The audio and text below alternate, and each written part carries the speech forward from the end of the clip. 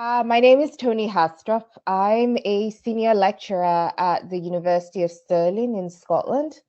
I'm mainly focused on international politics, and so I look at the broader global governance of security. And in that sense, I look at institutions like the United Nations, the European Union, and the African Union.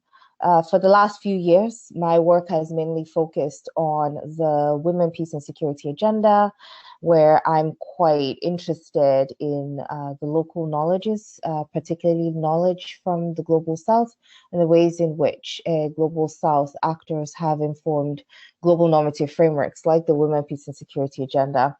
And it is through this focus and this interest that my interest in feminist foreign policy has peaked. As you know, a lot of feminist foreign policy work has emerged from the global north, unsurprisingly, since 2014. I'm quite invested and interested in what happens to those who are recipients of feminist foreign policy, and also what is the actual content of feminist foreign policy and its potential and intended impacts on people in the global south.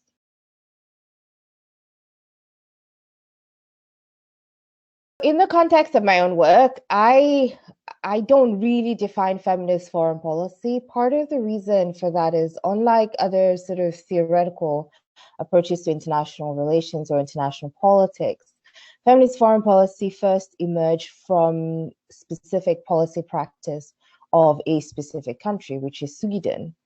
Over time, and particularly since 2014, we've had more countries declare feminist foreign policy. So we've had Canada, Luxembourg, France, among others. Each of these countries have their own ambitions as to what constitutes feminist foreign policy.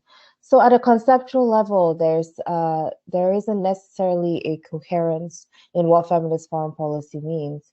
What you'd have to do is look at what the countries are saying feminist foreign policy means. Sweden was quite comprehensive about its focus on feminist foreign policy. At the heart of Swedish feminist foreign policy, and indeed all the countries that have declared feminist foreign policy, is the idea of gender equality.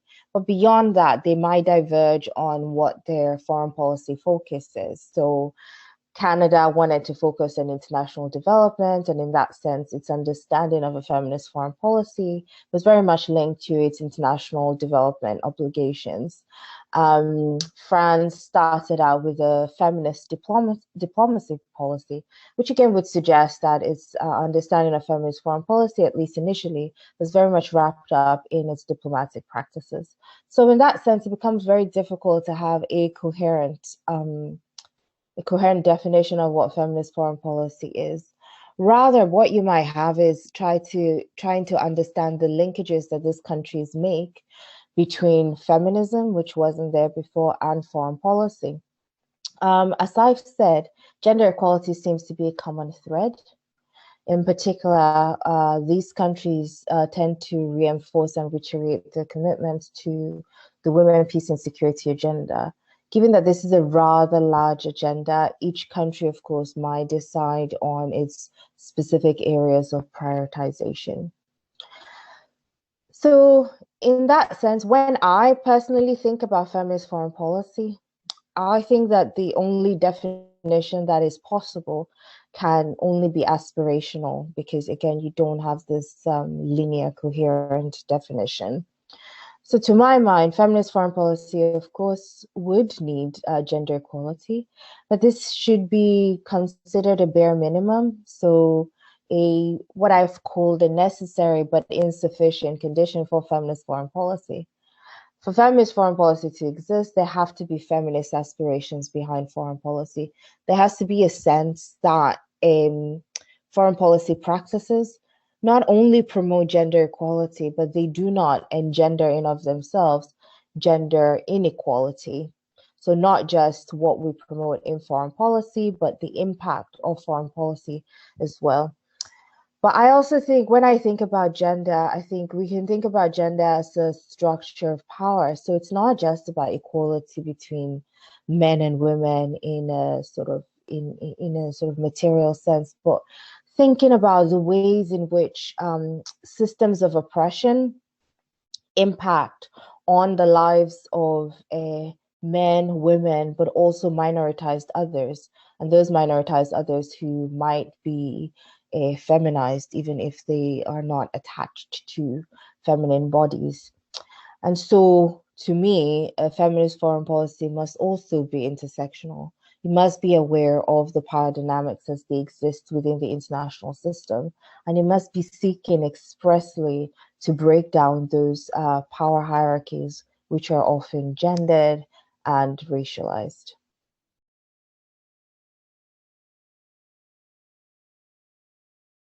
Right. So, of course, in a broader area of my work, I also engage in some of the contestation around whether a state, so a political entity, can truly be feminist because the fundamental mechanisms and tools of statecraft, some have argued, are inherently problematic, inherently hierarchical, and the dynamics of power politics within the international system itself cannot meet the sort of standard of feminism and understanding of gender that I have set aside. But as I've also said, if we accept then that feminist foreign policy is aspirational, so it's not something that, we get to once a particular country writes a particular foreign policy document, but something that is a process through which foreign policy practices can change. Um, then one can argue that, in the first instance, this elevation of the promotion of gender equality as not just domestic policy, but a fundamental part of foreign policy is important. And in that sense, I perhaps wouldn't think of it as success necessarily, but an important step to, again, thinking about how foreign policy could change. Now, if I think about my aspirations for feminist foreign policy that considers the detrimental impacts of global power hierarchies, then what I would expect is that states, especially powerful states who tend to be the ones who declare feminist foreign policy, are reflective about their impact in the global political system, the ways in which their foreign policy practices serve to undermine local practices of equality. It tends to marginalize the work that women are doing, the work that civil society is doing, tends to marginalize other sexual and gender minorities in other places. And in that sense, they're not necessarily making a connection between the dynamics of what they might promote at home and what actually goes on externally. At the same time, I think that those countries will also be very self-reflective and, indeed be humble about the ways in which they had previously treated those countries that are now intended to be recipients of feminist foreign policy. Such a foreign policy practice would be respectful of the environment, would be respectful of the land, would emphasize an economy that is focused on well-being rather than a sort of rampant capitalism, would put emphasis on a sort of care economy, not just at home, but also abroad. And again, really seek to address the power imbalances within the international system. Now, this might seem a contradiction in terms, since again, um, the prevailing understanding of how states exist in the international system is so that at the very least, they are there to potentially share power, so have some absolute power, or indeed have relative power, which is of course often relative to a state that they hope has less power than they do within the international system. So to an extent, there is a contradiction in terms in trying to match up how I think feminist foreign policy should function, and how states exist within the international system. But as I said, if we accept that feminist foreign policy can simply be an aspirational process, then it can be the entry point or the vehicle towards change that is really reflective of existing and problematic global power hierarchies, and create space where women, girls, but also men and boys will thrive. A sort of foreign policy that decreases the reliance on militarized technologies, a kind of foreign policy that questions the continued relevance of, say, nuclear weapons, for example. It's a way to solve any problem, and one that actually considers reparative justice, perhaps even more so over reconciliation.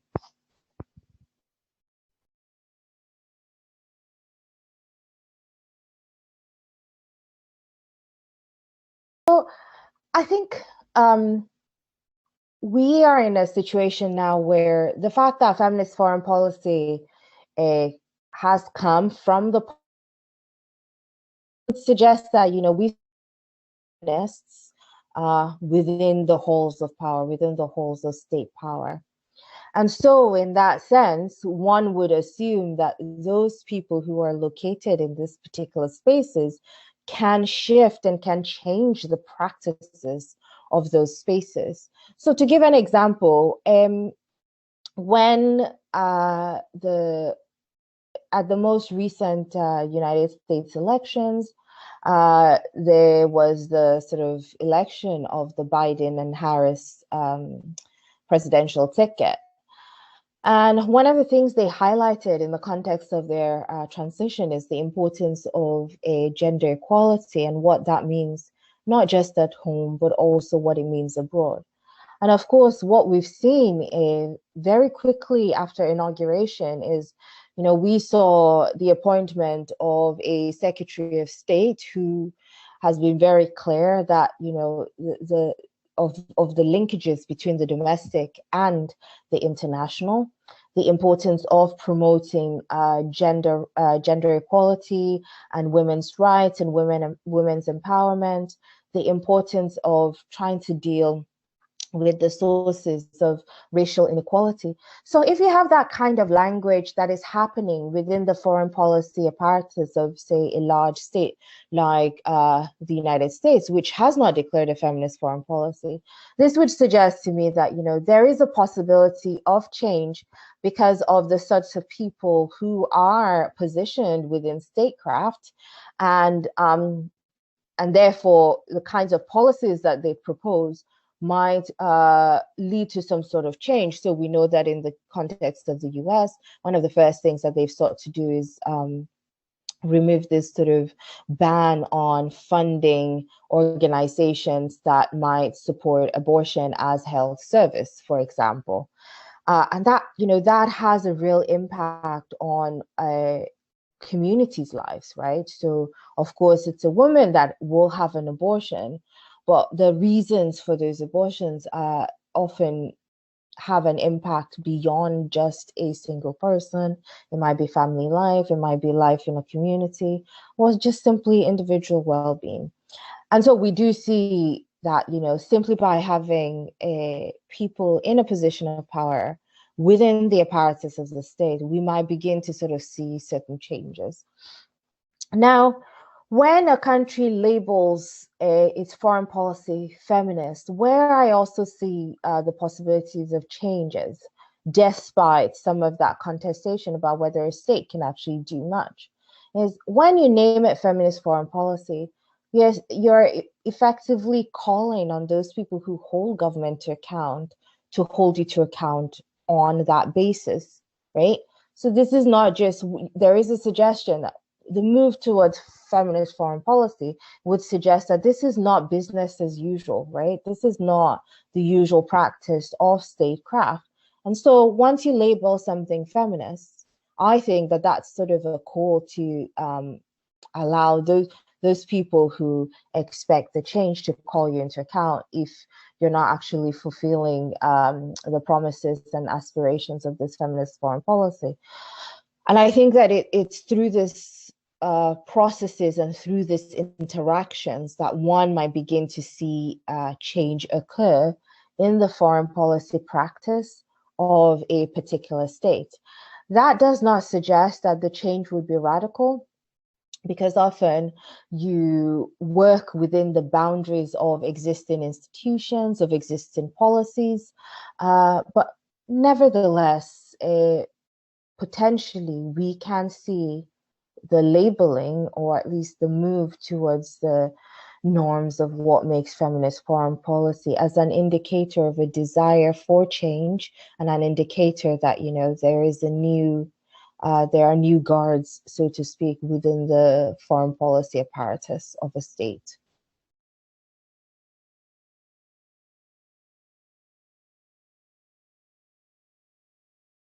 So I think, I think there's a, in feminist foreign policy itself, the assumption is, given the number of states that are seeking to enact feminist foreign policy, that there's already what I would call a diversity in approach amongst those states, right? And the assumption could be that the diversity amongst those states also reflect a diversity amongst the states that they engage with. So a diversity amongst the recipients of feminist foreign policy. And I think that that's a slightly separate question to the broader aims of decolonization, which require us to really focus on existing marginalized knowledges from the subaltern. And here is where I think, you know, there is kind of a, you know, there's a sort of catch-22, precisely because of the nature of foreign policy. Although foreign policy is created in the context of the interaction of states with each other, it is often a space for elites to congregate, for elites to engage with each other. And this is not to suggest that elites from the global south or elites from the subaltern don't have something to say about foreign policy. But to my mind, I think, you know, the elites of foreign policy apparatus all over the world, you know, they share a lot of commonalities, even when they're representing their states. So I think, you know, potentially there's a contradiction in terms there. I do not know if it is, in as much as, you know, we have a foreign policy, architecture that is centered around state. I do not know that it's possible to fully decolonize that. And even simply throwing in feminism there, unless feminism itself, or that understanding of feminism itself, moves away from engagement at just the state level, it becomes then quite difficult for us to think about the ways of decolonizing, where we're really considering the importance of indigenous populations. So, for example, you know, to what extent are rural women having an impact on foreign policy practice in general? To what extent can they have a say in foreign policy, feminist foreign policy practice? To what extent are rural women in Ghana in solidarity with rural women in Sweden? It's very difficult to sort of see where those linkages can be made. And indeed, to my mind, and as far as I know, even the feminist foreign policy apparatus as it exists does not necessarily facilitate that. Although, of course, the feminist foreign policy might want to support, again, rural women in Ghana, but to what extent can it really consider the perspectives of rural women in Ghana in foreign policy making in Sweden? I think that's where you have a bit of a difficulty.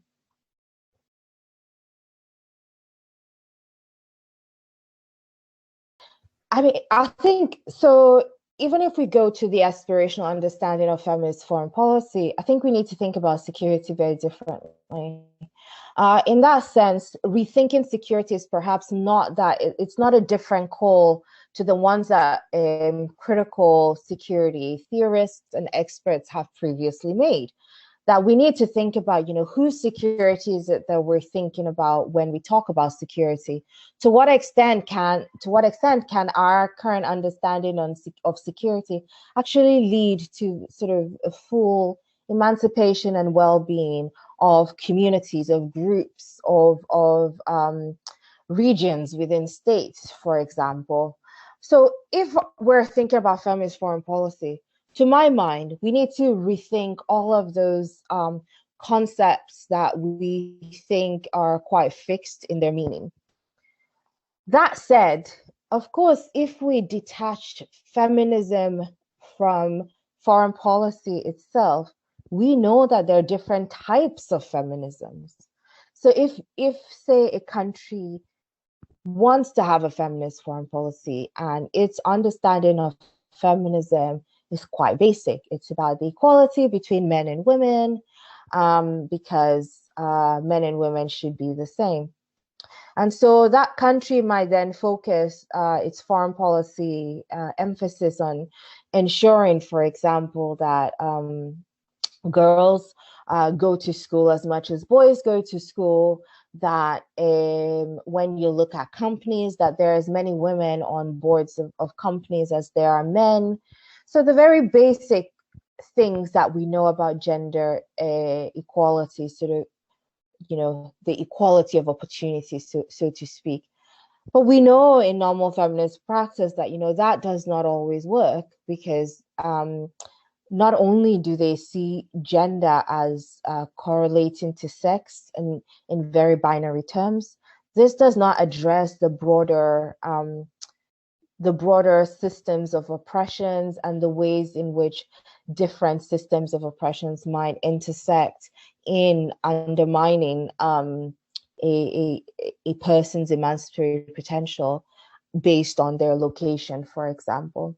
So if we decouple feminism from foreign policy, what feminism is, and what feminism is, because it might mean different things to different people, we might not necessarily get the kinds of change that we expect in terms of those concepts and ideas that we take for granted, for example, security. We know that in the last 20 years, there has been a fundamental critique of the women, peace, and security agenda as simply making war safe for women. And this is an idea that scholars like Laura Shepard have tended to argue. Now, given the importance of the women, peace, and security agenda to feminist foreign policy, we can easily then make the argument that, well, in theory, feminist foreign policy doesn't have to change some states' practices.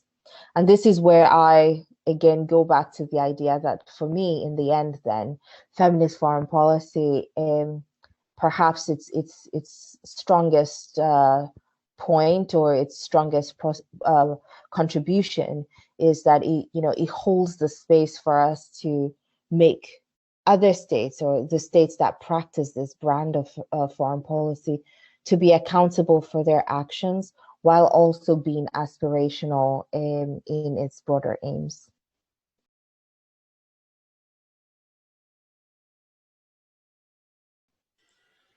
That was so powerful. Thank you so much for spelling that out. So we're down to our last question, which is, how can the current system get there? And this is speaking specifically to the critique of the Westphalian system, as it were. So if we were to dismantle the Westphalian system, that would mean dismantling everything we know and hold true. And in what ways can that transition take place peacefully, if it must take place at all?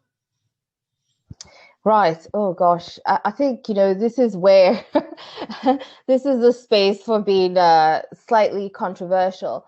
I think if you sort of think about the fight for the Westphalian state and the maintenance of the Westphalian state, it did not come about peacefully.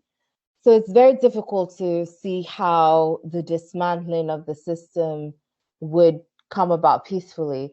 So when we think about the Westphalian state, we're also, in a way, an attack on that is also an attack on ideas of the Enlightenment, for example, to say, well, actually, there are alternatives to this way of being and to this way of understanding, to say that, things like citizenship and belonging to a particular state is nonsensical, that it should not be a consideration in supporting individuals or communities, that your citizenship should not matter, that borders should be a thing of the past. I think, again, in this aspirational foreign policy that I dream of, this should indeed be the case. But I also, perhaps telling on me, that I lack the imagination to see how this would be given up easily, because the current system benefits, granted, a select few of people, but a select few of very powerful people. And so if we assume that the current system is beneficial to not so many people, but a substantial amount of people, and we assume that, like, all of us, we benefit in some way or the other from the system, any process of change would be difficult anyway. But to suggest a system that is totally antithetical to the Westphalian one is so radical, important, radical, again, aspirational, but it's so much so that a complete dismantling of it, I don't believe is one that would come about quite smoothly, unfortunately. Not the least because I think a lot of the ways in which scholars have sought to challenge this have also been quite contentious in their articulation, right? So when I think about the process of decolonization in Africa in the 1960s, I mean, colonialism was quite consistent with the system was with Westphalia. But if you sort of think about the process that Algeria went through in the early 60s, I think we can agree that it was not in any way, shape, or form a smooth process. We understand that the impact of it is still being felt, not just in that particular country, but in adjacent spaces. So I think at every juncture where we are pushing for radical change, of which decolonization was one, I think it's very difficult to sort of see a smooth transition, because just too many people really benefit from the inherent inequalities of the system and some of the marginalizations of the system.